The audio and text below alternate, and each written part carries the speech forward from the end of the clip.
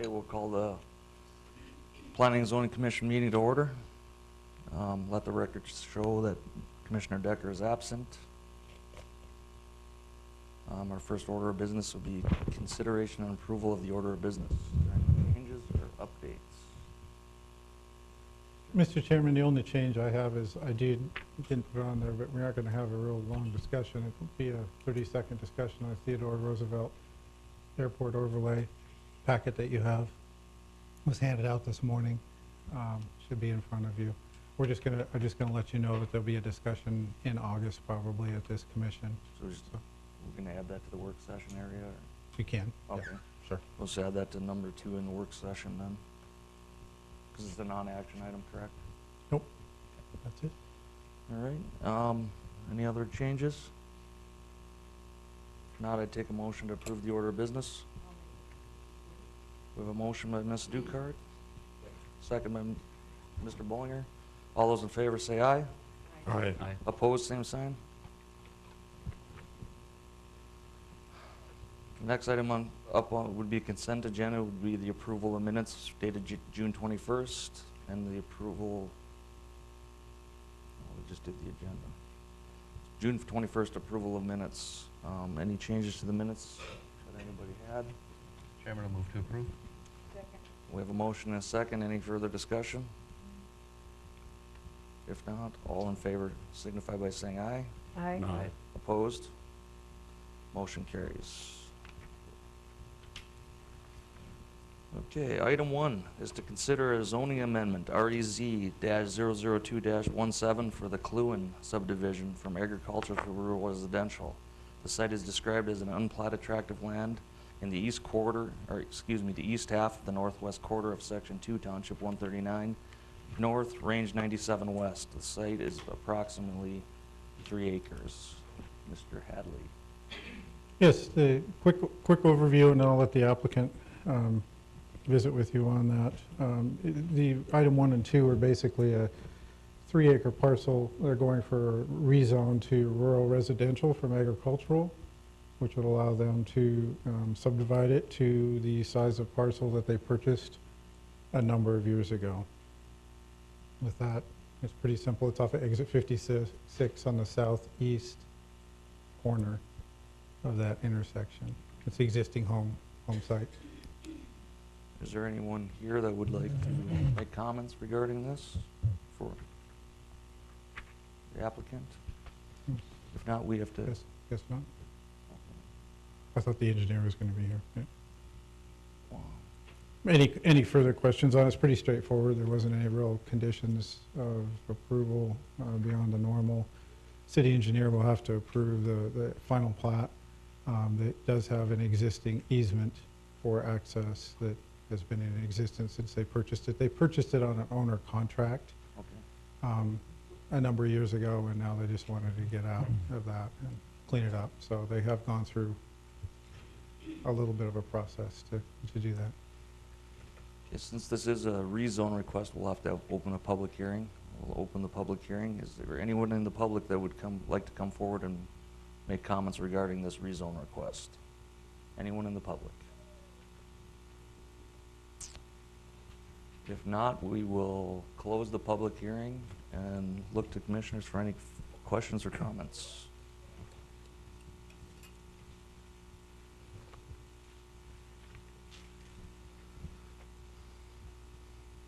Hearing none. Do I have a motion to approve or disapprove the zoning amendment? Mr. Chairman, you need 2 separate motions. We do, and I think we're going to open it up for a hearing on the Okay. plat too. If you could just reference the REZ-002-17 in your motion. Sure. Mr. Chairman, I move the City of Dickinson Planning and Zoning Commission recommend approval of REZ 00217 rezone to rural residential. We have a motion. Do I have a second to that motion? Second. We have a second. Any further discussion? Hearing none. All those in favor signify by saying aye. Aye. Opposed, same sign. Motion carries. Item 2 is to consider a preliminary final plat, FLP-003-17 for the Cluin subdivision The site is described as an unplatted tract of land in the east half of the northwest quarter of Section 2, Township 139 North, Range 97 West. The site is approximately 3 acres. Mr. Hadley, any further comments on this? I don't believe so, sir. Okay, and if the applicant would like to come forward and make any further comments? If not, we will open the public hearing. Is there anybody in the public that would like to make comments regarding FLP-00317? Seeing nobody from the public, we'll close the public hearing, and I will look for the commissioners for comments or a motion to approve. I'll make a motion to approve FLP-003-17. We have a motion by Ms. Dukart, second. Second. Second by Mr. Karski. Any further discussion? Hearing none, all those in favor signify by saying aye. Aye. Opposed, same sign. Motion carries. Okay, item 3 is to consider a request for a special use permit for SUP-002-17 for home occupation for a music recording studio. The site is generally located at 3291 110V Avenue in the Kralik subdivision, located in the southwest quarter of Section 15, Township 140 North, Range 96 West. The site is approximately 1 acre. Mr. Hadley. Yes, thank you, Mr. Chairman. Mr. King has an existing, he lives with his parents, and they have an existing apartment that's attached to the existing single-family home. And I believe that he can go into that, but I think he's been utilizing that for his practice of music for a while. He's planning on putting soundproofing in, has contacted all of the neighbors. It sounds like it'll be a few times a week. He actually would have local recording artists come in there and do some recording. He's into that. He and I had a long discussion on the future as this takes off, that we'd love to see him move into the downtown area and possibly have some performance type things down the road. So with that, there hasn't been any comments from any neighbors. I believe that he has contacted the neighbors as well. I'll let him visit on that. At this point, staff would recommend, this is a pretty typical home occupation. You can see the hours are limited to where you can do it, but actually his neighbor just to the south, I believe, which is his closest neighbor, didn't know he was playing music in his apartment. So he was surprised, I think, at that. So with that, Mr. King, I think, is here, and he can maybe add something to that. Okay, thanks, Mr. Hadley. Yeah, if the applicant would step forward and state your name for the record. My name is Troy King. The only addition I'd put to that is the soundproofing is in now. Okay. And you're okay with all the stipulations Mr. Hadley has put on you? Yes, the 9 a.m. to 9 p.m. is totally reasonable. Okay. Any questions for Mr. King? From commissioners? Thank you. And being this is a special use, we have to have a public hearing, correct? With that, we'll open a public hearing for SUP-00217. If there's anybody in the public that would have anything to say regarding this request, please step forward and state your name. Anyone in the public? Seeing nobody, we will close the public hearing and look to commissioners for comments or a motion.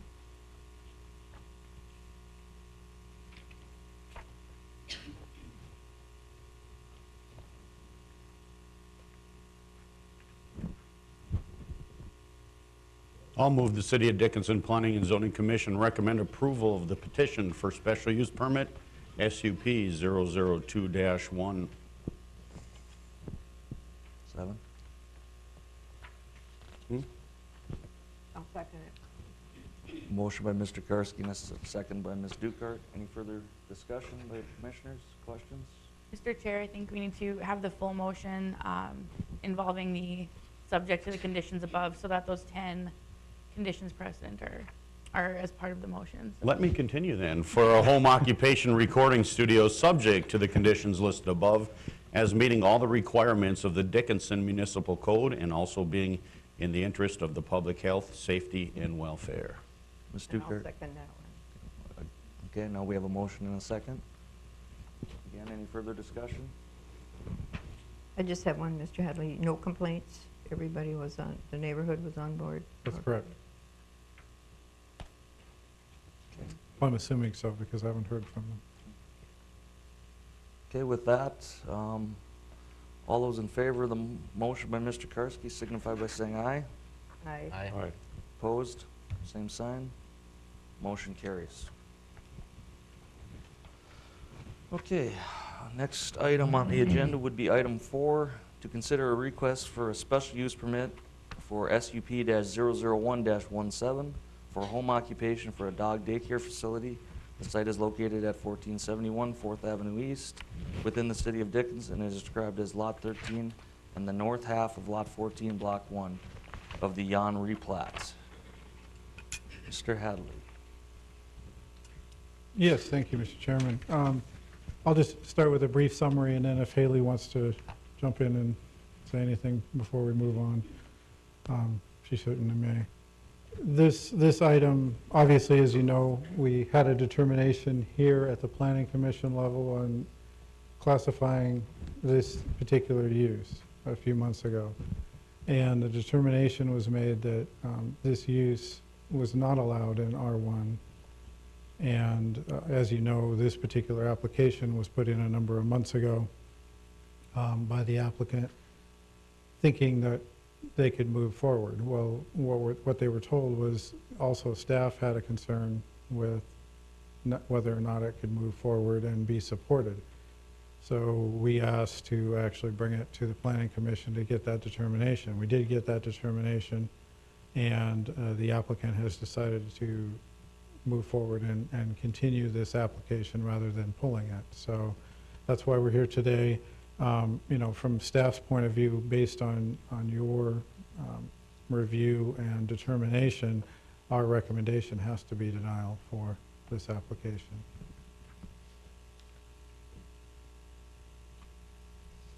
Mr. Hadley. Ms. Kripe, do you have any comments? I know I had you do a little research. I don't know if you want to just touch base on some of that. Sure. Commissioner Frederick asked me to look into what other cities in North Dakota have as far as their zoning codes for these types of businesses. So I went through our code and then the codes of, let's see, Grand Forks, Fargo, Bismarck, Mandan, Jamestown, Williston, Minot, and West Fargo. And came up with, there were 2 that West Fargo was only specific to kennels and overnight care. And so I didn't include any significant analysis on that because there's that difference where the applicant's business is not overnight care. And then Williston's did not have any specific references that would be helpful. So those are the 2 that were kind of were left out of the research. But of the rest of that list, none of them allow these in R1 districts. So that's the trend in North Dakota for R1 zoning, is that they don't allow dog daycares. Certain cities have specific codes for dog daycares, and others have it under a pet services or other designation. Under our code, a home occupation requires that the business be entirely within the structure, which is why the staff did not feel that the applicant's business fits the definition of a home occupation under our code. I believe Mr. Hadley gave you a packet of relevant statutes from our code, so it'd be easier for you to find those rather than sifting through the whole code. And then looking at our code, it seems that it's either a kennel or pet services. The kennel, again, tends to be more associated with overnight, and then pet services seems to be where it might fit most reasonably under our current definitions. Doesn't mean the code couldn't be amended, but as it stands today, it would be under pet services is what staff felt. And that's, again, not allowed in R1. We can't even grant the permit. It's not a permitted or special permit use. I know the applicant has mentioned that they feel their business more closely resembles a daycare. And so I believe Mr. Hadley gave you the statutes for the family and group daycare. Again, in reviewing that, staff felt that the language that the applicant relies on, where it says there are other similar uses, That's the matter of interpretation for the planning commission on whether you feel other similar uses would include a dog daycare or not.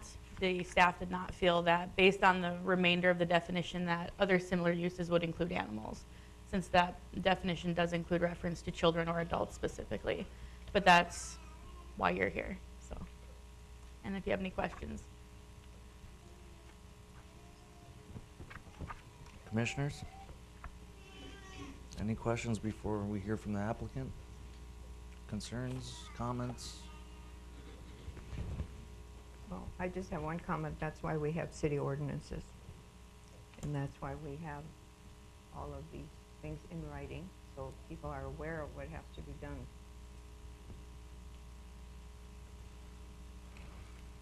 With that, I guess we'll open it up to the applicant if they'd like to step forward and make some comments.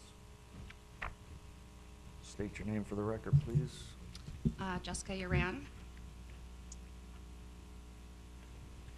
I'm the owner and operator of Happy Hounds, an in-home doggy daycare. Excuse me. My business is formally registered through the Secretary of State as an LLC, and I carry business operation and liability insurance for my doggy daycare business. Happy Hounds has been operating since January of 2015, and we have had 0 complaints from any neighbors or others for that matter until the alleged complaint in October of 2016 over there being too much traffic at our home. Despite making open record requests and other inquiries, there is no record of this complaint. Our business hours are Monday through Friday, 7 a.m. to 6 p.m., and there is never any boarding done here. We are also closed on holidays. I take a maximum of 10 dogs per day. This is the number set by my insurance and is also a very nice number for group dog play. I have many families that have more than one dog that attends daycare, so the maximum amount of vehicles that come to my residence each day is 7.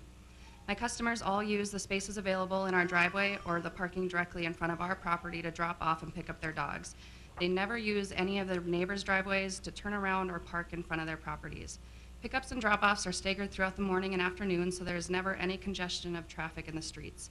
When the dogs are picked up or dropped off, the parents' vehicles are only at my house for a couple of minutes, and all dogs must be leashed when coming or going from Happy Hounds. While at the daycare, the dogs are supervised 100% of the time and never left alone or kenneled. Along with my supervision, the property is covered by video surveillance that is recording 24/7. If there were to ever be any issues with the property or dogs, we would have video footage available. While I strive to have a stimulating and fun experience for each and every daycare dog, my main concern is that everyone is safe. Every dog has several requirements that must be met before they are allowed to attend. First, they must have all paperwork and daycare applications filled out.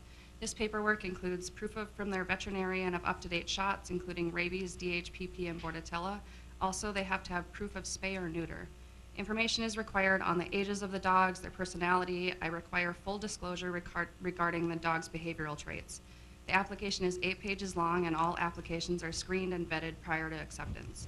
No dogs that attend daycare can show any aggressive behaviors. If any of these requirements are no longer met, the dog would not be allowed to attend daycare any longer. This is for the safety of the dogs that attend, as well as any humans that come in contact with the dogs. As I stated before, there have been no complaints made until the traffic complaint, and that includes any noise complaints.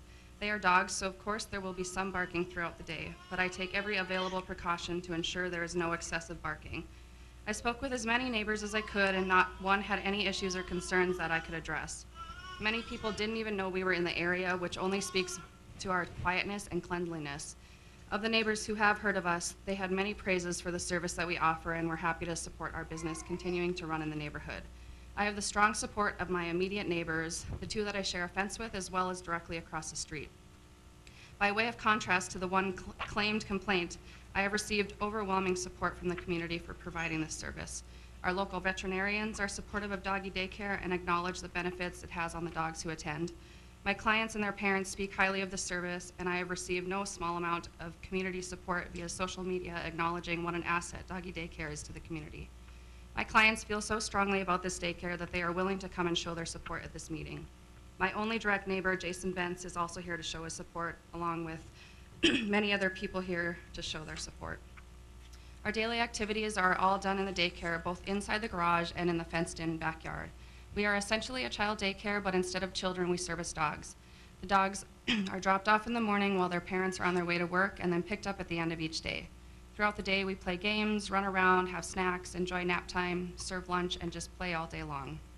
Moving our business to a commercial property or a property outside of city limits is just not financially feasible. It would be like asking a small in-home daycare, a child daycare, to move into an industrially zoned building. The volume of clients I serve does not lend itself to that environment. It would also be extremely inconvenient for our clients to have to drive 5 to 10 miles each morning and then again each afternoon just to pick up and drop off their dog for daycare. I truly love and treat each dog as if they were my own. I have a passion for animals, and this business has been a dream of mine for years. But if we were unable to continue operating as we are now, I would not be the only person affected. My clients, both humans and dogs, would be devastated. This is a unique and essential service that is not offered anywhere else in the city of Dickinson. I'm open for any questions, and I appreciate your time. Commissioners, do you have any questions for Mrs. Uran? I just want to let her know that I've always been for doggy daycare, just not in residential area. As you know, I'm a realtor, and that does affect other people. And if we change and allow you to do this, then it sets a precedence for everyone else to apply for a special use permit, which you had not done to begin with. If you had come right away, we would have probably told you you can't do it. Just because of the ordinance we have. There are only 3 dogs allowed per single family in Dickinson. And I know some people have more, but you know, it's the neighbors that have to tell us about it before we can enforce it. For a single family, that means only 1 family can live there. And also, there is no ordinance about how many children you can have in a single family, because I've read all your material. And I strongly support the public in keeping R1 as R1 and not allowing the doggy daycare there. I'm sorry about that. I would rather see you in a commercial area because we do need it. And we did try and get it. I think about 2012 when I was a city commissioner. And I would really recommend you move because you could have even more than 10 dogs. It's just not feasible for our business. We won't be moving commercially. We will be closing if we can't stay in our home. Any other commissioners' questions for Ms. Uran? Mr. Chairman, I know Ms. Cripe did research on city ordinances across the state, but do you know of any other examples throughout the state of doggy daycare within city limits? No. In R1? No. It's definitely a new and unique Right. thing, but that doesn't mean we have to shy away from it just because it's not being done elsewhere. Commissioner Bullinger, the difference is not whether they're in city limits. I know Right. Grand Forks, for example, has some in city limits. I took my dog there when I lived there. So, but they are in commercial, and that's the distinction. What zoning classification within city limits? So, what zoning would, if it was under pet services, what's the minimum zoning? Is it CC or is it Yeah. Just all the commercial or light industrial or industrial. just CC and up? So Yep. Not LC? No. And then, is that special use at that, or is that a permitted use in that? The what? Are those permitted uses in CC, or is Yes. it, Yes, they are. it's not special use permitted? Right. That's correct. Anything else from Ms. Uran? Thank you. Thank you. With that, what should be our next step? Open the public hearing? I think that would be appropriate. I just was looking at the handout that Mr. Hadley gave everyone, and if you would determine this as a pet services, which again I think fits the Permitted, yeah. definition, that is a permitted use in LC. So that'd be the lowest zoning district then, Right. lowest commercial zoning district then. Correct. Just Kennels are not, sorry. Kennels are not, Kennels are not, yeah. okay. So we don't really have a definition for this, do we, in our current ordinances? No, we do not have a dog daycare definition. The closest thing, like we said, the 3 relevant ones that you would determine where it fits is either, as the applicant says, the the small daycare, the pet services, or a kennel would be the three that it would most reasonably fit under. And again, kennels are typically associated with overnight, so that's kind of where staff came up with pet services. If you read that whole definition on the daycare, the last part, it says like nursery schools, preschools, daycare centers for children or adults, and other similar uses. So when you read it as a whole, that's why staff feels it doesn't lend itself to animals. But Okay, and then before we open the public, can this commission even make a recommendation to the city commission to approve something that's not in ordinance? I mean, I think you can make the recommendation. I don't think it's, I would say you shouldn't. Depending on what your determination is, if you think it's a pet services, or if you find it's not similar to a daycare and it's not a home occupation, that's the determinations you have to make. And if you find all those things, then, I mean, you can't really recommend approval because the code wouldn't allow it. But you have to make those determinations prior to determining whether or not you can make the recommendation, if that makes sense. I think so. Well, and You have to Mr. decide what you think it is. Correct. Mr. Chairman, just to add one other thing, if the commission wanted to entertain this particular type of use in R1, then you would act on this application, but you could direct staff to move forward on amending the code to allow it, if that's what your desire was. But is that this board's decision? It- Really? Yeah, it would start with you. Yeah, the planning commission would recommend that the ordinance be drafted, and we would go through the same process we're going through with some of our other things right now. We would have a discussion in a month or two, and then have a public hearing that the public could show up and comment on. It doesn't specifically have anything to do with this application. So if you wanted to entertain this type of use in the R1 district, then you would need to direct staff to come up with an ordinance that would. Probably after we make this decision. Right.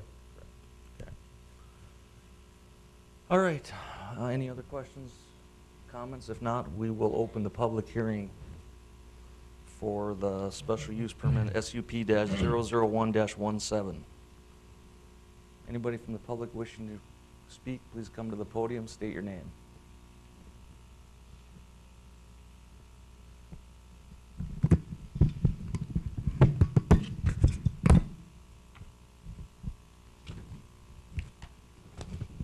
Can I say your name? This is Joanne Reederer, and I'm going to read a letter that she wrote. Chairman Hadley and members of the Planning and Zoning Commission, thank you for giving us some time today. This is Joanne Reederer, and she wrote in response to the complaint about traffic near Happy Hounds. Happy Hounds is not just a doggy daycare. It is a place for my vocational needs.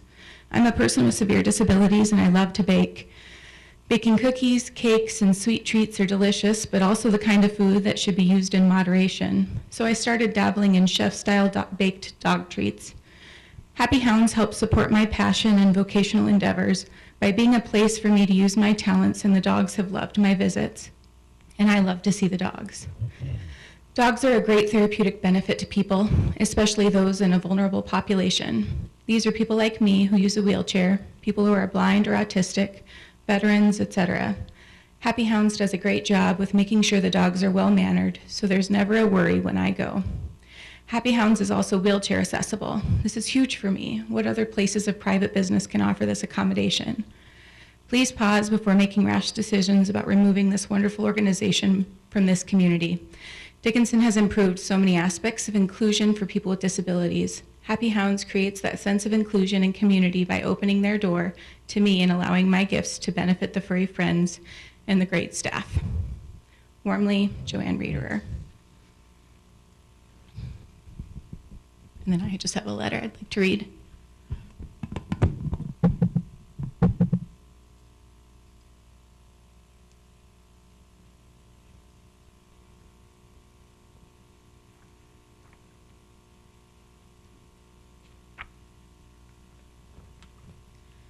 My name is Sarah Carlson.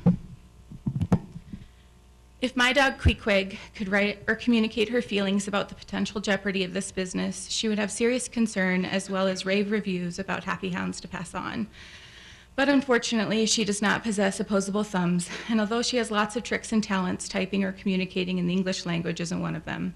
So I'll pass on my observations as her owner. Queequeg is a pretty talented dog. She's obedient with several novelty tricks she can do on command, like saluting, smiling, meowing like a cat, and cleaning up her dog toys. She's also a companion and certified with the National Service Animal Registry as a therapy dog for my son who has disabilities, as well as other community providers with vulnerable populations, such as those with a disability or elderly. She spends part of her week at work, navigating hallways with wheelchairs and lighting up the faces with warmth and remembrance of farm days or past furry friends. She passes no judgment and provides companionship for many. She's also aging, and the vet recommended that we try additional social days with other dogs. We took her regularly to the dog park, but ran into an evening with an irresponsible owner that ended badly with a dog bite. We needed a place with better controls and connected with Happy Hounds. We turned to Happy Hounds for a couple times a week care to allow her to spend time as a playful dog in the company of devoted dog caregivers and other furry friends. This has helped her calm down at home and has helped her focus when she goes to work for the other days of the week. The care that she receives at Happy Hounds is top-notch. Jessica and her staff adore all of the dogs, make handmade treats, being careful to follow dietary restrictions of all the animals, and provide loving support for all the dogs. My observation of Jessica, the owner, is nothing but positive. She's taken my dog to the vet, she's sheltered Queequeg with her own pets when the tornado sirens went off, and has filled in when we were pulled into the emergency room for our son. She has a vigilant passion to celebrate milestones among the dogs and brings owners together for celebrations for the dogs to enjoy and for the owners to network and build friendships. It's difficult for me to imagine that someone has complained about a family that has included its community in their home, especially because she lives on a block that has literally half the spots vacant with no buildings. Most of the owners come from the south to drop off their pets, travel less than a half a block and pass only 5 houses. Most of these same owners pull into her driveway and spend less than 5 minutes per day total at her home. I cannot imagine that this is increasing risk or causing interruption in the day for these 5 houses. I've watched the Planning and Zoning meeting from April 19th, and I'm discouraged by the conversation. It seems that there are multiple complaints, but what actual data is presented? I've written a letter and know of other letters sent back in November, yet there was no mention of the support that some people have for this business. It was only concern brought to the April 19th meeting. I would encourage the Planning and Zoning team to equally balance the support, including the support from other neighbors as well as community members like myself. What other factual data can be presented? I imagine if there are actual complaints of noise, would there be violation of noise ordinances issued by the police department? Can these be produced? I understand that it may be difficult to compare dogs' lives to children's lives when comparisons are made to a child daycare center that is operated from the home. I'm not asking you to compare the value of the furry life to the human life, but there can be made comparisons to noise possibilities, limitations on number of lives being cared for, and certainly the use of a backyard space. If these exceptions are made for some businesses, the same should be extended to Happy Hounds. I would also imagine that the Planning and Zoning Commission can also set limitations if concerns exist, such as those that Jessica has already put forward, like hosting a reasonable amount of dogs attending the care needed at Happy Hounds. Replicating existing codes or codes that have been created in other communities would be something that I would recommend as well. Please strongly consider supporting this incredible business that is strongly needed and the services are not otherwise available. It only adds to the wonderful aspects of the Dickinson community. Thank you so much for your time and warm regards. I'd be happy to answer any questions. Any questions? No, just a comment. We're not denying doggy daycares. We're just not we're not wanting to allow it in the residential area. And I guess and I understand, Ms. Dukart, that you said that you want to support the public, but I'm also a member of that public, and I would encourage a creation of a code or some exceptions or creative exploration to look into keeping this in this area. Any other questions, commissioners? Thank you. Thank you. Thank you. Anyone else from the public who would like to make a Thank you comment? very much. Please step forward and state your name. I'm Curtis Miller. I live across the street, about 3 doors up, and I was unaware that she had a business there. My wife's home all the time. She's never heard dogs, and see no evidence of animals there or any traffic at all. So that's just my comment. Thank you. Anyone else in the public that'd like to make a comment?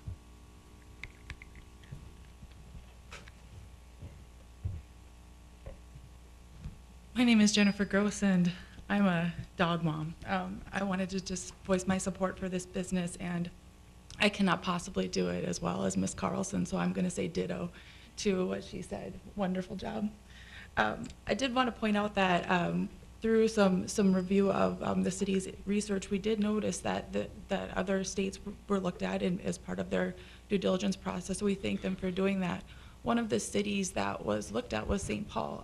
And creeping around on St. Paul, I did notice that they do allow home-based dog daycare, so that might be a model for the city to consider. I understand that, I echo that dogs aren't people. I think that's probably the first time I've ever said that. But they are important and they do enrich our lives. Ms. Carlson has indicated that. Nobody is likening dogs to people, but they do fit a lot of the different parameters that are allowed in your R1 designation for in-home daycare. Dogs aren't people, we know, but kids go out and play in the yard, dogs go out and play in the yard. The same noise restrictions and questions could arise.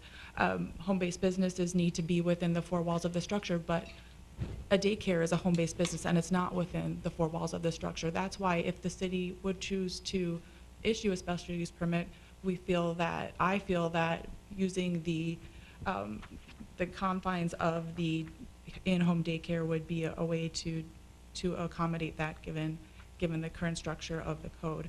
I'm also concerned that even if there was a choice to go to a commercial zoning, there's still no definition for doggy daycare in our city ordinances. Ms. Uren has no guarantee that would even be accepted if she did find a light commercial zoning location, and would she be actually found to be within that code designation of pet services, or would she be found to be a boarding at that point and then have to go into industrial or to a more restrictive zoning for that business?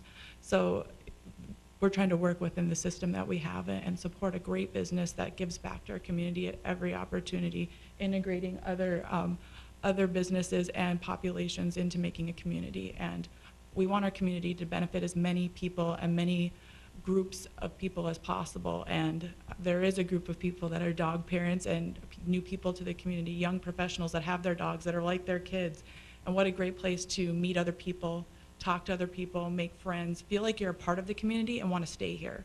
We talk about our West River Community Center as being a great place to meet people and to be a flagship for something that's good for our community. This is another asset. It's just the same thing. It's something that we can show that we have, that makes us different, that sets us apart and shows we're progressive, and that we are a place that people want to live, young professionals want to live, grow, have children, use residential daycare for them too, and then continue on and make this place their home for the future. So I'd really appreciate the support of the Planning and Zoning Commission in approving this, because my 3 dogs also would really like it too. So thank you. Thank you, Ms. Gross. Anyone else in the public that'd like to make comment? Please step forward and state your name for the record. Good morning. My name is James Bernard with JB's Window Cleaning. Good morning, Commissioners. Good morning. Well, I don't have necessarily anything really specific to say, but I can just talk about my experiences. I'm a professional window cleaner, and in my journeys, I see a lot of Dickinson. I see a lot of Western North Dakota, and I meet a lot of people. And it's an interesting witness because I've been here for almost 20 years, so I've seen the growth and development of Dickinson over the oil boom. And the changes are vast and rapid, and they happen quickly. And people come, people go. But there's one thing that I know that I can, as an individual, as a public servant, I see people that they don't have a choice to live here. They have to live here. And so when I see that, I see frustrations. I see just the confinement of this is where they have to be. They don't get to be in the city. They have to be here. And so at the first moment that somebody gets a chance to leave, they're going to go, because there's really nothing of substance in some cities that can keep them here other than the almighty job, which is North Dakota is plentiful right now. And so when I see people frustrated, I see dogs frustrated, I see pets frustrated, I see families frustrated, and I see it's just the immigration and population and depopulation of areas because of, like, there's nothing here. There's no change. There's always the old ways.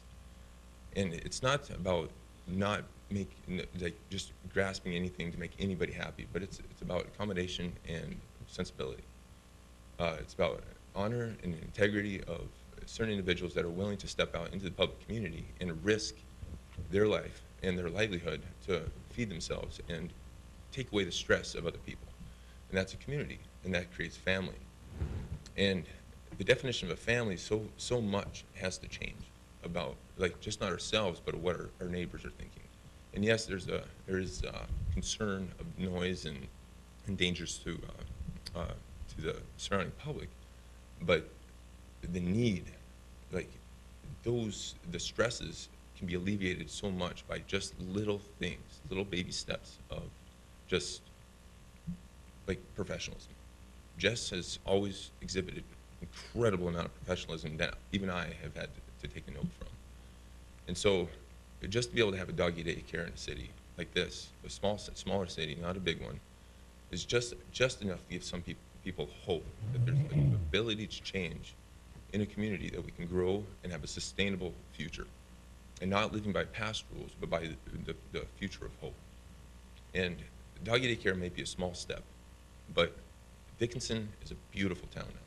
I've gotten to see its growth. It's amazing people, and as a public servant, I have to bring a level of professionalism that people will trust me to enter their lives and clean windows for them on a commercial and a private setting.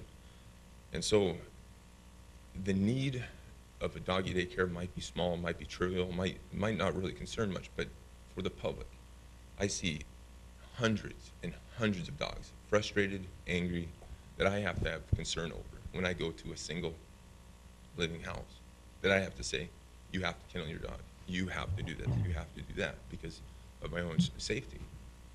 But when I see dogs that are incredibly socialized, when they're bonded with others, when they get the exposure.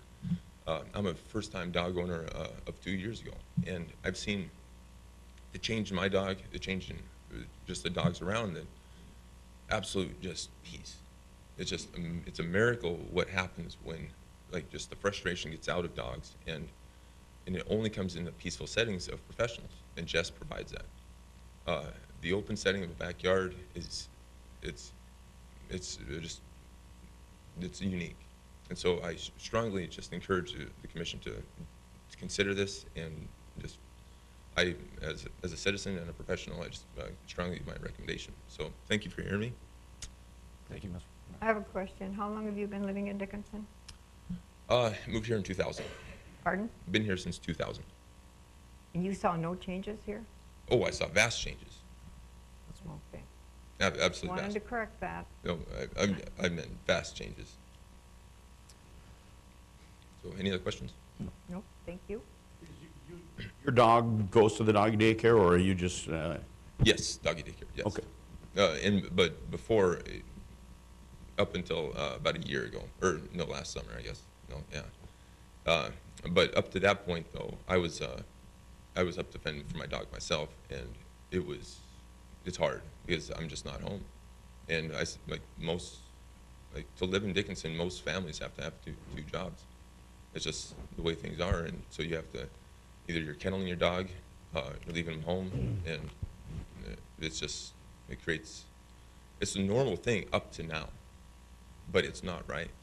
I see, it's just frustrating to see, like, locked up, tired dogs. That's a daily thing that these dogs have to live in, and just a little bit of respite, just a little bit of help, it makes a huge bit of difference. So. Anything else? Any other questions? Thank you. Thank you. Anyone else from the public that would like to make a comment, please step forward.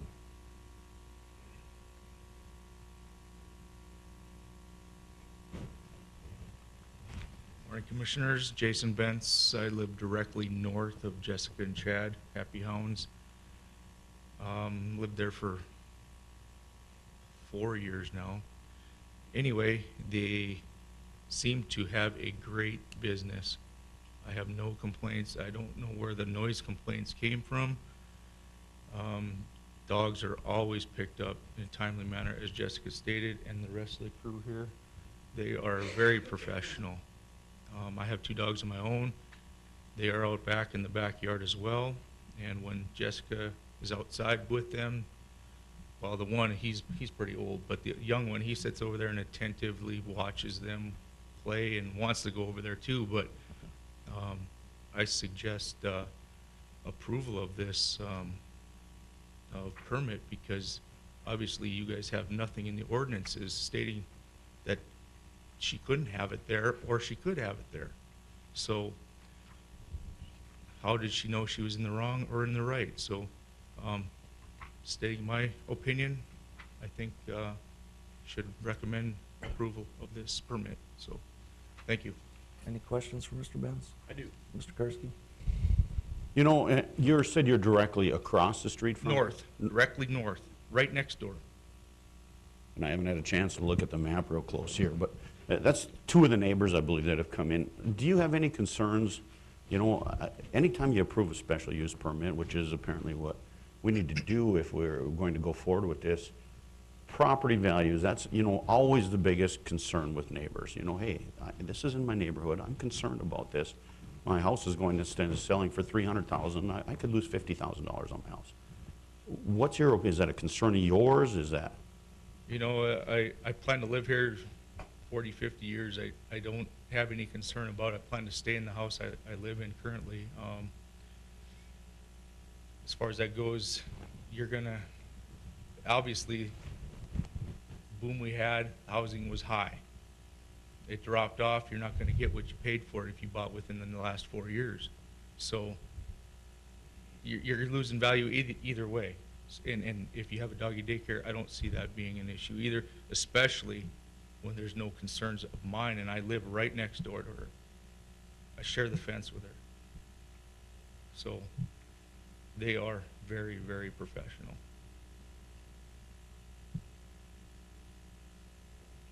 Anyone else have any questions for Mr. Benz?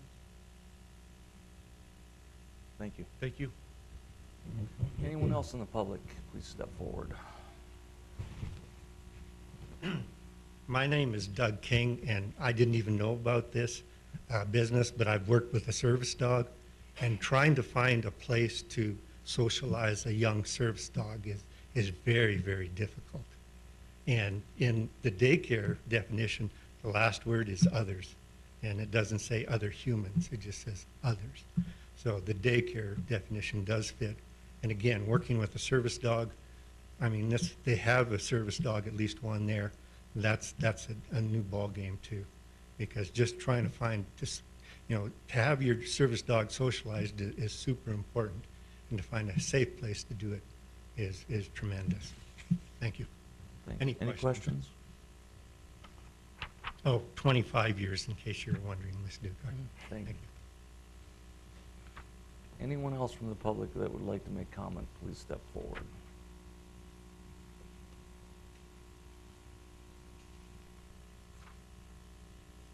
Mr. Schwint. Yes, Leonard Schwint, billing official for the city of Dickinson. The reason this is the only operating business is because it is not allowed. People have come in the past, but they've been denied. So do want to say that I am a parent of children and animals. I have 2 Brittany's. Treat them essentially like my kids. The city does move forward. I think it was a big issue when we were deciding where to put the dog park. I know there was a lot of people who didn't want it in their neighborhood.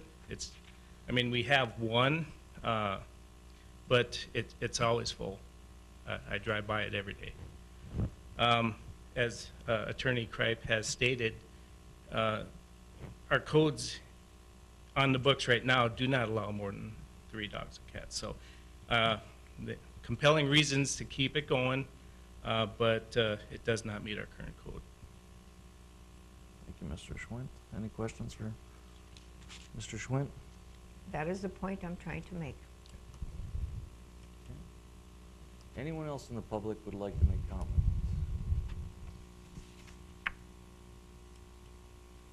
Seeing nobody else, we will close the public hearing and look for comments or questions from commissioners. I have a question. Mr. Schwinn said they've been denied in the past for doggy daycares. Have we actually had some that have come before?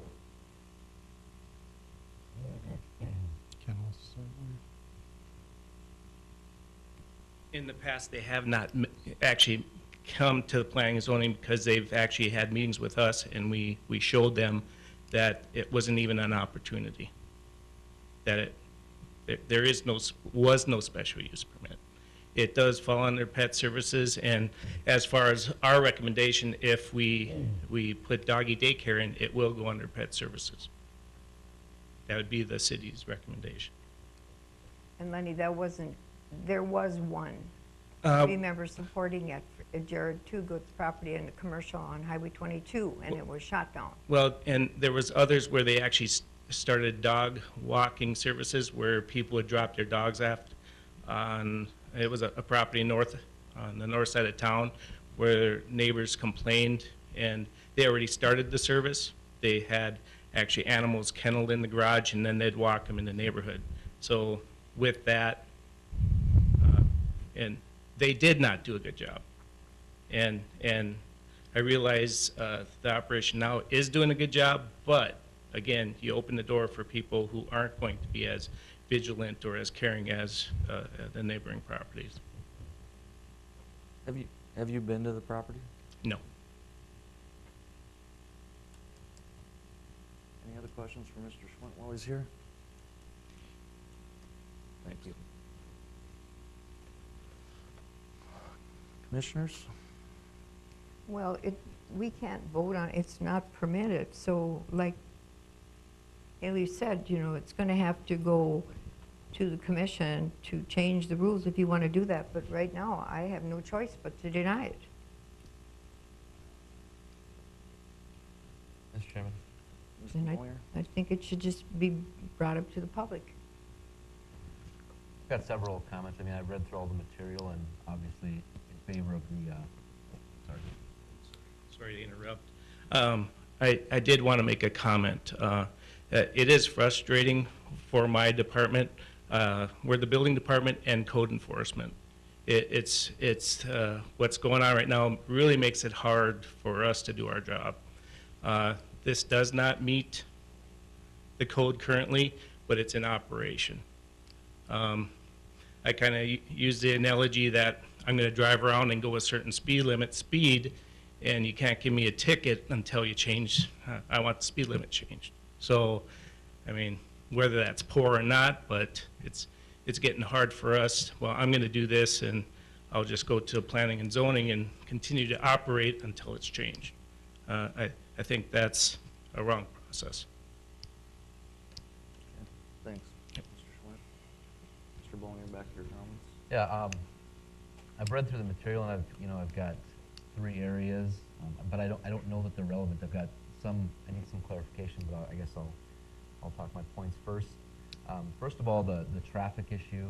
There's been comments anywhere from 10 to 30 to 50 dogs are being housed there. I believe it's probably the 10, and I don't see it as a traffic issue or a parking issue, especially with limited drop-off times, limited pickup times. Sanitation, Ms. Uran has done a fantastic job explaining how she takes care of her facility. And then the noise. Noise is probably tough to quantify. I live in a neighborhood where sometimes there are issues with noise, with dogs. There's also issues with noise with children, but it's a different noise, as you all know. It's hard to make a determination on that. I'm not sure we want to set a precedent here, but I'm also not sure of what our decision is here. The special use permit, Ms. Dukart claimed we can't grant a special use permit. So is there any ramification of what our action is? I think the easiest first step to tackle this is to decide if you think it's a daycare or under pet services. I think are probably the two we're going back and forth. If it's a daycare, then it's not a home occupation, it's a daycare, which has its own definition. Home occupations are for things that aren't otherwise defined, and as you'll see from Mr. Hadley's packet, he included some of, you'll see how those things are defined out. So that's the distinction there. If you decide it's a daycare, then go through that process. If you decide it's pet services, then you can't approve it under the current code. Okay, one more point of clarification. Can you give me the last line of the daycare definition again? Sure.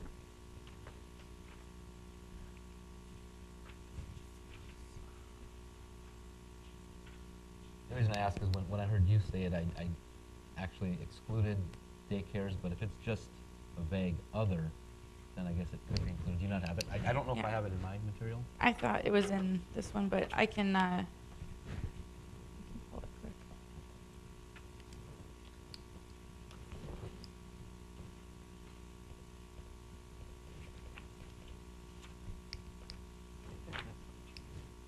Oh, thank you.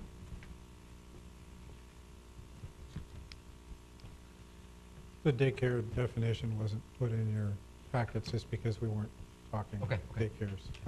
But I believe it insinuates, I think what the applicant and the proponents are saying, that it insinuates that it could be looked at as other uses, which would include animals. As paraphrasing kind of what they said. So the last line, basically it talks about child daycare, but then the last line, their interpretation of it basically would allow that. Realize that your interpretation a few months ago was basically that it fall under pet services, and that's why we are down this road. This particular special use permit was applied for prior to that determination under the home occupation. So that's why we're here. Applicants or owners can apply for whatever they want under our processes. It doesn't mean necessarily that they can or would be approved. So That's correct. there's two definitions for daycare services. So the first one is for family, and it says, this use type includes all classifications of daycare facilities, including but not limited to facilities licensed by the state of North Dakota, providing care for not more than 9 individuals. This term includes nursery schools, preschools, daycare centers for children or adults, and similar uses, but excludes public and private primary and secondary educational facilities. And then the second definition is for group daycares. This use type includes all classifications of daycare facilities, including facilities licensed by the state of North Dakota, providing care for 10 or more individuals. This term includes nursery schools, preschools, daycare centers for children or adults, and similar uses, but excludes public and private primary and secondary educational facilities. So similar use is not other. Right, it says similar and similar uses. Thank you. So, give me your comments on that argument, So, legally. yeah, anyone that knows me knows I love my little dog more than most other people, but it's I wouldn't say that he's in similar use. You know, that's just my interpretation. So then we're definitely talking pet services in this category, correct? Which is not allowed in R1 at all. Not even with special use permit. It's only, light commercial is the lowest zoning, which would be nothing residential. So if we go from here and we can't do anything on this, what are their next, is there any Well, options for them? I mean, they would appeal to the city commission. Essentially what happened is you would recommend a denial of the application because it is prohibited by code. That recommendation goes to city commission, and then they would either accept or overrule your recommendation. And as Mr. Hadley said, after that, the commission could make a recommendation that the city, or the staff write an ordinance? We would start the process to entertain. We'd take some input, obviously, from the folks that are here today, but take some input and come up with an ordinance that you could discuss.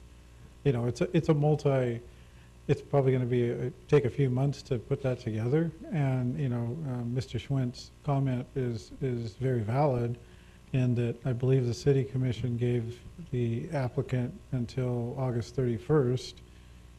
And depending on whatever outcome comes here, if it's a negative, if it's a no, then they have till August 31st to move forward on closing or removing the operation.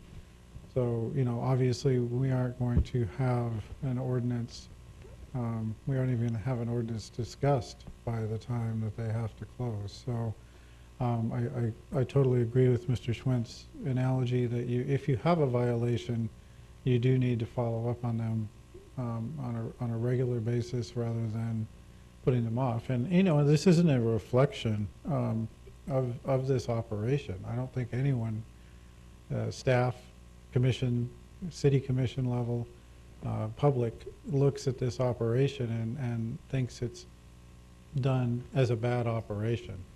I don't believe that. It's just unfortunate that in a few years ago that the owners didn't walk in the door and ask, what do I need to do?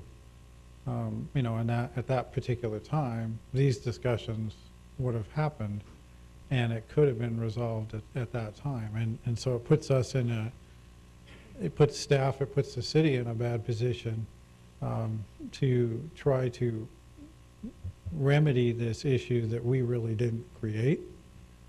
You know, and that really is what it comes down to. We didn't really create this.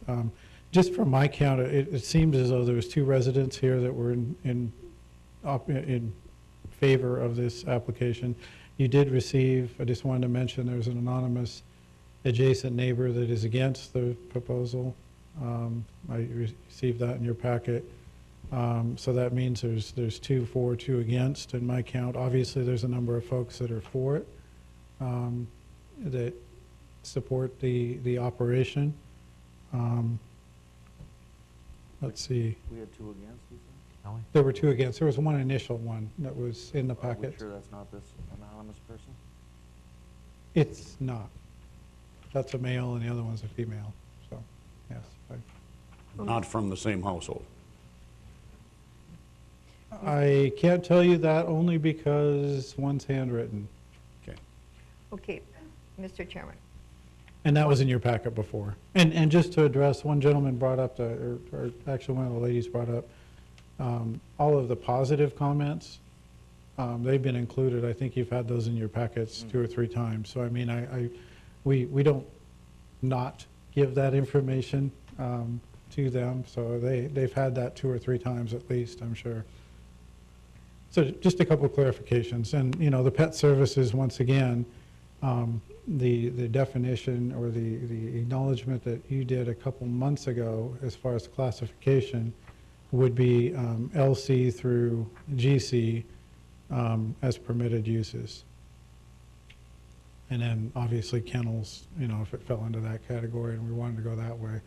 But so really it's commercial districts that it would be allowed outright. As Ms. Kripe said, I think, you know, your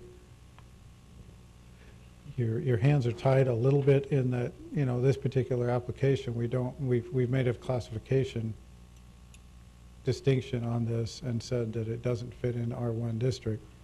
So a denial on this, that's why staff's recommendation is denial, because I can't really ignore the fact of what we did a few months ago. I'd say the way to work it out is if the Planning Commission and City Commission want to entertain doing this in the future, that yes, after it's heard at City Commission, direction could be given to staff and we can start working on it. But we still have the same issue that the operation would be still in operation in its current location. Mr. Chairman. Yes. There's a reason we're here with this. Somebody must have complained. I mean, I had plenty of complaints. Well, so And I understand that, but I mean, I don't even know where she is. I would not know there was a doggy daycare there unless somebody complained and it came to us. and I understand that, but you can't just deny everything because one or two people complain. I mean, otherwise we would have, our ordinances would be 40 times longer than they already are. So, I mean, I am at an impasse. I think the business is a good, viable business. I think it's a good thing for the community. I just don't see, being a city commissioner, I don't see with the ordinances we have on the books how this commission can approve it unless somebody's willing to make a motion that it falls under home-based business, and that's about the only option we have, correct? The home occupation Or section how- of the, yeah, the home occupation says it has to be entirely contained within the structure or an adjacent building. So the fact that it's, has an outdoor component with the dogs in the yard, it was staff's thought that it disqualified it from that definition. So that- Yeah, if we say it's pet services, I mean, we don't have an ordinance to cover it. I mean, we don't, I mean, Mr. Chairman, I'm not necessarily sure that it's here because there was a complaint. Is that correct? Actually, there was a complaint Is that called why? in to the police department on noise. That's where That's this how it started. got here? And I believe, I don't know, Mr. Schwentz can probably, I don't know if he heard anything on this or not. I think it came directly from the police department, that information. And that's, otherwise we wouldn't be here at this point in time. I mean, I've looked at this a lot, to be honest with you, and, I mean, grooming services falls under pet services, and I know of one that operated for probably 40 years in R1. But was it just one animal at a time? Well, I mean, 3 or 4 probably, but it's still not allowed. I know. I mean, Well, mean, it's- there are many things that are, that's what, the whole ordinance needs to be looked at, in my personal opinion. I mean, Some of those long-standing uses, and I know we visited on that, Mr. Friedrich, when the ordinance was adopted, if those uses were in place, they're existing non-conforming. So I mean, if they've been operating, I think we talked about some of the people that have been in place for 10 years or 20 years, or they probably pre-existed when and that's possible, yeah. when this was in place. You know, we've had a lot of talk of prohibited uses. Section 3901-008, any use not described in this chapter shall be prohibited, you know, unless expressly permitted or allowed by special use. So, I mean, unless we actually list it as an allowed use or a special use, or you determine, as you did a few months ago, a use is similar to, say, pet services in this particular case, then you could grant it under the special use permit. But, you know, ordinances are, and it's not individual to the city of Dickinson. Ordinances are written for interpretation, and ordinances are also written that if they're not listed uses, they're not allowed. That's the number one stance that you take in land use enforcement, is that if it's not a similar use that is backed up by the city commission or yourself and staff, and it's not listed, it's not allowed.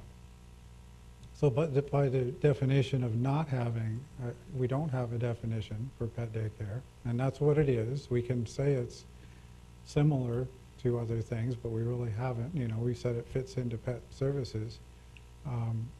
I don't know that we really have an option, because, you know, basically it's a use that is not currently allowed because it's not defined well in our code. So I mean, and there again, it's not a reflection of the business. I don't think, you know, and obviously it is, you know, it affects their livelihood and their operation, but it really is not a reflection of how they operate the business. You need to separate that out. If we were 2.5 years ago, or 3 years ago, or whenever, you know, when we started this, then it would be a little easier to clean up. So I think that that's one of the concerns that I have, is that we want to make sure that what we do forward actually addresses it, rather than just carry it on. Groves, did you have a comment?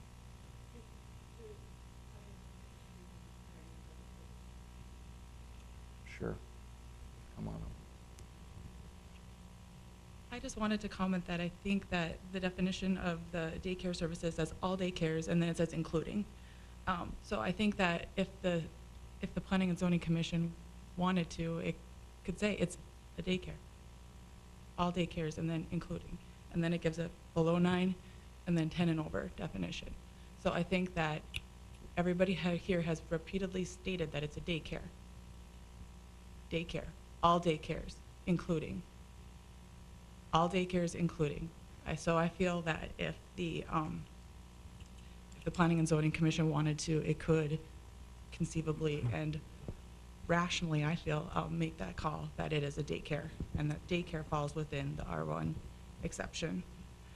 Also, I did an open records request and I was not provided with any police department record of the complaint. So It was a phone call. yeah, but they should still be documented if they're going to be relied upon to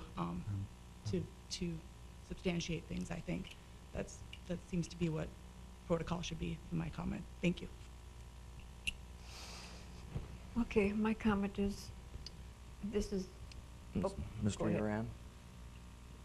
Just for the record, when we were designing the business or whatever, we didn't do it behind the city's back. We modeled it after a daycare, and we're under the assumption we didn't need to come before you because that's the rules we went to. Because it was under that amount of kids or dogs. So it's not like we tried to pull one over on the city. We modeled it after that business. We didn't think we needed a special use permit, and we've been operating for 3 years, and we're under that assumption. So that's the way we planned it, so just for the record. Thank you. Mr. Uran? If that, just let me jump in, if you don't mind. Just to clarify, the family daycare, if you modeled after that, that would be 9 and less. And group, which does require a special use permit, is 10 and more. Right. So if you have 10 dogs, it would be, It it would yeah. follow just to clarify, I mean, and I understand, I'm sure you did model it after that, but you still would require a special use permit unless you lessen that number down. So And we would do just that. clarification. Okay. Any additional comments? Or what is the wishes of the commission?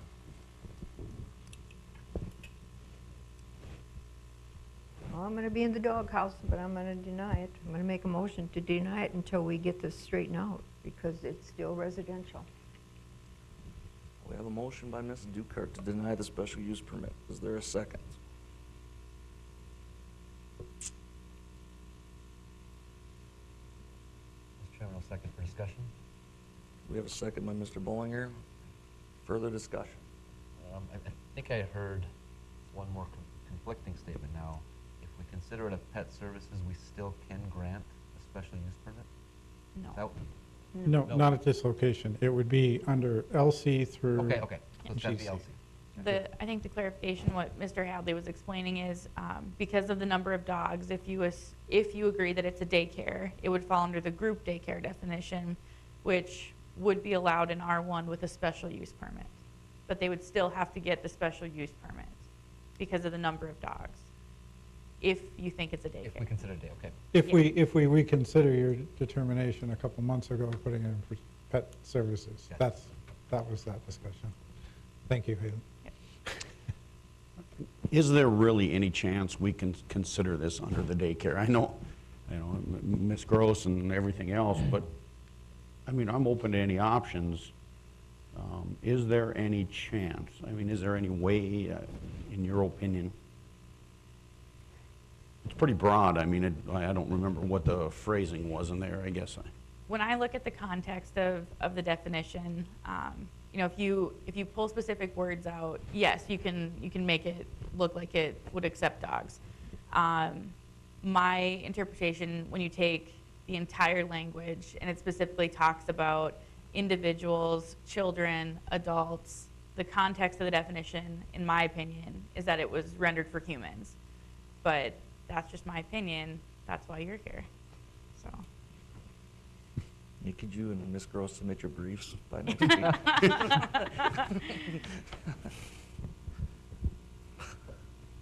Well, we have I understand that there's maybe a gray area. I've got a 2-year-old son and a 3-year-old dog, and I don't, I can't get to the daycare aspect. I really can't. There's a difference, and I'm not opposed to this business. I mean, maybe where it's at, but I think I'd like to be progressive, and I would like to see us move forward,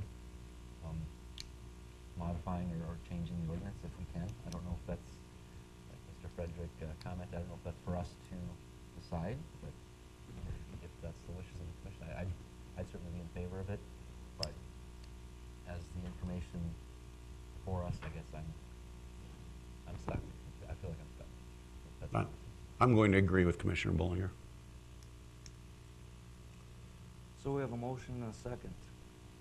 Is that the end of the discussion? Should we probably take a roll call vote on this one? I would think that would be advisable. Ms. Dukart, Yay? Yes? Mr. Bollinger, Aye. Mr. Franchuk, Aye. Mr. Karski, Aye. chair votes aye. The special use permit SUP 001-17 has been, will recommend denial to City Commission. Now, do we want to take up directing staff to look at an ordinance? Well, follow-up question, we're recommending denial to City Commission. Denial of the special use permit. Okay, now it's going to go to City Well, Commission? they can appeal it to the Okay. City Okay. Commission. Correct. Mr. Hadley and I have been looking at the code, and it's a little bit gray. Certain parts of it, most of the references regarding appeals of decisions of this board or of the planning director say it goes actually to the Board of Adjustment. But if you look at the special use permit section, it says that they can only be approved after upon recommendation of the Planning and Zoning Commission. I think typically when you deny things, they don't go to that level, but I would imagine the applicant would like, based on conversation with them, to have that on the next City Commission agenda. So I think that was the plan, was to put your recommendation on the commission agenda. Okay. I think that's I would proper. highly recommend, excuse me, Mr. Chairman, and I'd also like to recommend Mr. Hadley expedite, the ordinance work on this. I think it's important. I think we're on a time frame here, and I'd like to see it go quickly as possible. So if we're looking at that, I mean, we need to make a determination if it's pet services, and if that is pet services, then we would need to have that ordinance be, what would be the wishes, that a special use permit would be required in anything below LC on pet services or certain items? Correct? Correct me if I'm wrong. And that's the direction that I'll need before I can move it forward. Do you want to see it in R1? Are we saying that we are going to want it in R1 and all the residential districts?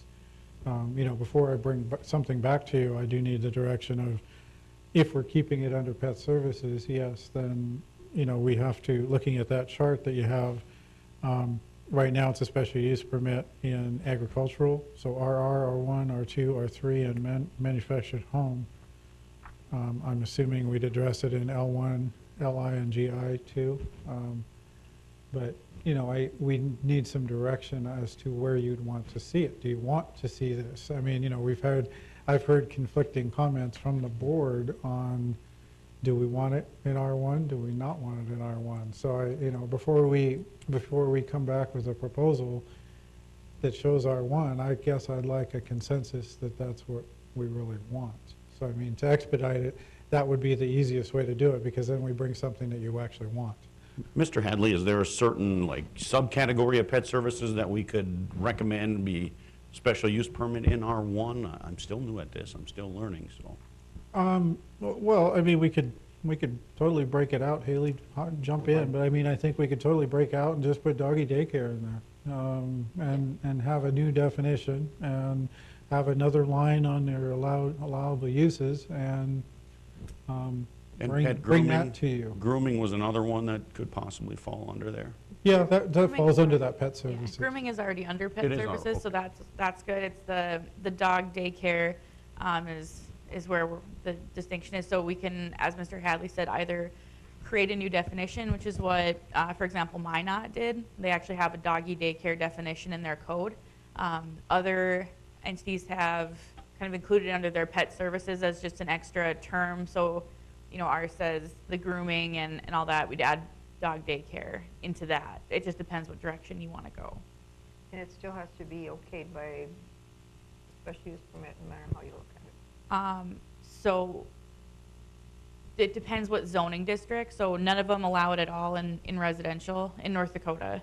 And then the different cities have different opinions on even whether it's allowed in commercial. So Minot, you can have, their definition is a doggy daycare is a facility that cares for dogs and other household animals during the day. No overnight boarding is permitted. Doggy daycares are allowed as a conditional use under general commercial zoning. And they're not allowed under, Minot has a definition for residential commercial, and it's not allowed as a conditional use under those. So they pull it, anything involving residents, they take it out. But general commercial, it is allowed as a conditional use. So that, just an example. You know, and comment was made that, you know, even if she tried to locate, doesn't mean that they would approve the, if she finds a commercial building, she can make a contingent on receiving the license. That would never be an issue. Well, I think the staff have made it clear that it's our interpretation that it's pets, you know, if nothing changes in the code, it would be a pet services is what it closely resembles. But I can also understand the business owner wanting some security that, you know, it might be Mr. Hadley's interpretation, but if a new planning director comes in 5 years, that she would need or want something more concrete than current staff interpretation.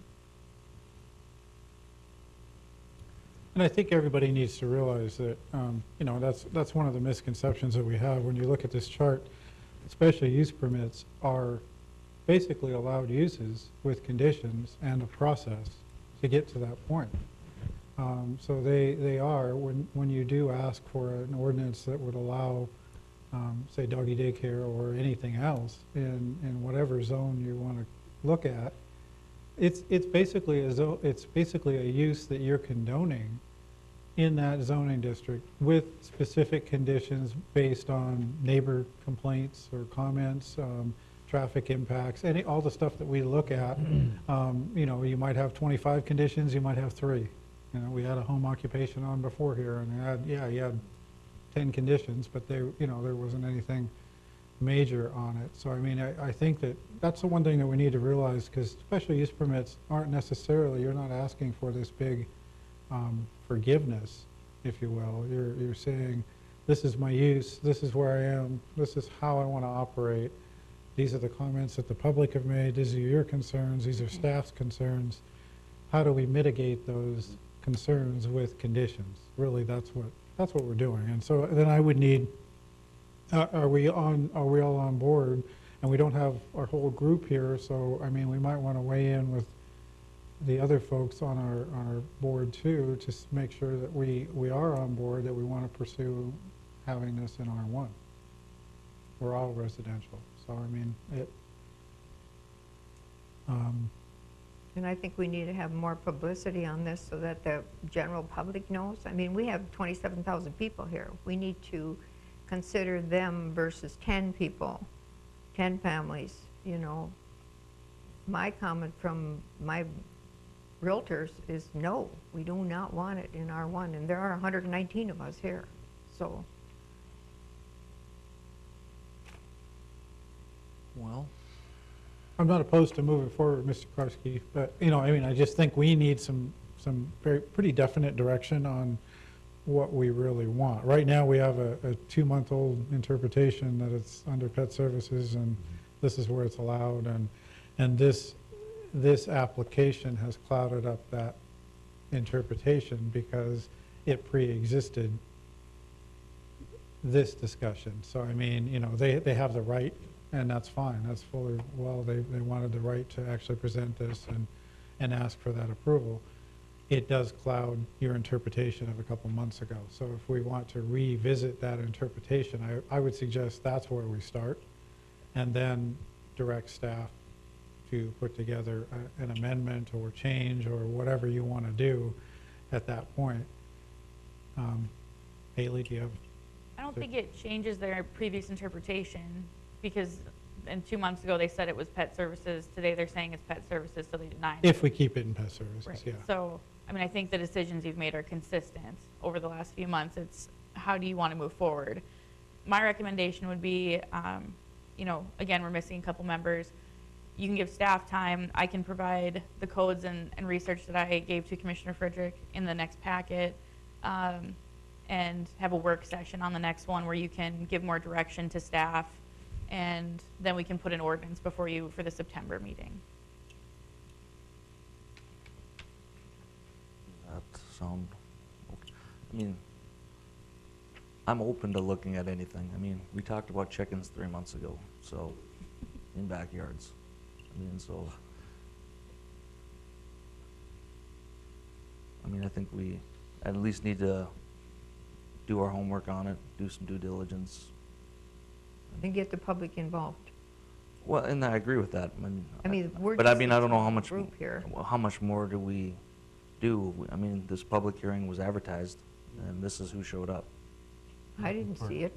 For an ordinance change. It's that'd an be- advertised public hearing, just like every public hearing. It's in the newspaper, it's on our website, it's on Facebook.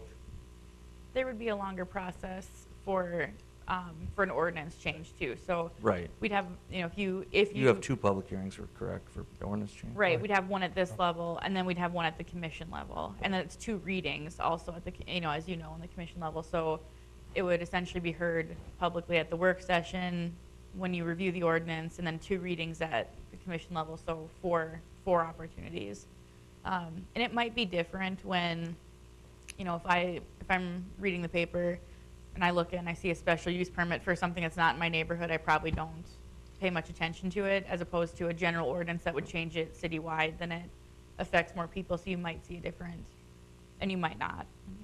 And that's the way we are. Unless it affects us directly, we don't care. And then when it does affect us, then we go like, well, how did this happen? And that's why this commission's here. Yeah, but there would be 4 opportunities for anyone that's interested to come forward, so. Well, everybody was okay with Ms. Kripe's recommendation? Yes. Mr. Chairman, I do have one thing to add on that. Just, and I know Chairman Jackson asked that unless we are processing applications like what we did this morning, that we don't have a meeting. Right now, I've extended my deadline till tomorrow for 3 applications, and if they don't come in by tomorrow with completed applications, all we would have is discussion items. So I would need you folks to say that you want to have a meeting for discussion purposes only. August? Yes. I'd certainly be in favor of it. I would too. Process moving. I specifically asked by Mr. Jackson not to a couple months ago, so. And I understand where he's coming from too, a little bit, Yeah. if it's not important, but I think there's some time limits, constraints here and importance that we should probably meet if everybody's okay with it. I figured that would be the answer, but I wanted to ask. Okay. Let's move on. Work session agenda, Prairie Creek Road. Who's gonna present that? Well, Mr. Chairman, this was actually Craig Kubis's item that he was going to discuss, and I believe it really has to do with access. There was some replatting that was done in this particular area, and I'm not as familiar with what all the challenges were, but providing some access. There was replats of replats, and there's part of right-of-ways that go over the sides of hills, and he was just going to address how we are going to address that in the future. So I would suggest that, you know, obviously, since we'll be here in August, we Push it ahead. revisit that in August when he's here. Sounds good to me. Anybody else have any issue with moving that to the next meeting? Nope. All right, we'll do that. And then the airport. Airport, we had Overlay. 2 commissioners that would have been involved, Shirley and Scott, were involved in this airport overlay district, and what you'll see is probably in August, I guess now, if we are having a meeting, KLJ has been kind of guiding the group through the process of airport planning. And just to give you a short overview, this is just kind of what we're looking at and just kind of give you some basic information on what we're doing. What it does is regulate height and types of uses, congregated type uses in the airport zone that is most critical as far as if there's a failure, landing, taking off, what have you from the airport, that we don't put a event center 2 miles north of the airport, right in an area where it's an approach type issue. So I mean, it seems straightforward. A lot of communities struggle with this. We are very fortunate that the airport, even though I think everybody would like to have the airport a mile closer or whatever, for convenience, we're fortunate that the airport is where the airport is, and it allows us to do this. Now, as far as our zoning changes, there's not a whole lot. Our ETZ, you know, as you can see, gets close. It doesn't really get, you know, encumbered a whole lot by a lot of the zoning changes that we're planning on doing. But as we go forward, obviously, we'd have to consider and notify the airport on any type of applications that come in that may have some bearing on their operation. And I think we kind of did that when I first started. Our checklist and our process that we've adopted, we actually have been notifying the airport on even that small cell tower at West River Community Center. You know, they weighed in on that. We typically send people to them already, and I think they appreciate that. And it's just meant to make sure that down the line, whether we change our process or we don't do that anymore, that there's something in writing that backs that up and has appropriate type uses in that area. Shirley, do you have anything you want to add with it? Thank you for being involved with it, actually. It met for a number of months. I think we're ready to move forward, so we dissolved our committee and we're good to go. We will have a hearing. They'll have a discussion. We'll have this under a discussion item like we do with everything else, and KLJ will come because they're the ones that are kind of moving it forward. So they'll make a small presentation to you on it. I just wanted you to have some of this information so you knew ahead of time, even before the discussion, just so you knew it wasn't really a daunting, overwhelming project from our standpoint. So we'll have a discussion probably in August, I'm assuming, and we'll have a hearing. We'll have a number of amendment hearings in September, October, it sounds like. Well, my only recommendation is that we have the headings on every page. I didn't create those, but yes, I can pass that on. I mean, I do it in our current ordinance now. I'm going back and forth about 52 times because you don't know which column you're in for sure, so. Mr. Schwint just brought that to my attention. We were doing some research on something the other day. He's like, the next time we amend something in this code, we're putting the headings on. I mean, can't we just, I think we could. I was to say, do we have to really bring that to the commission to No. put headings on? Can't we just reprint the pages? Yeah.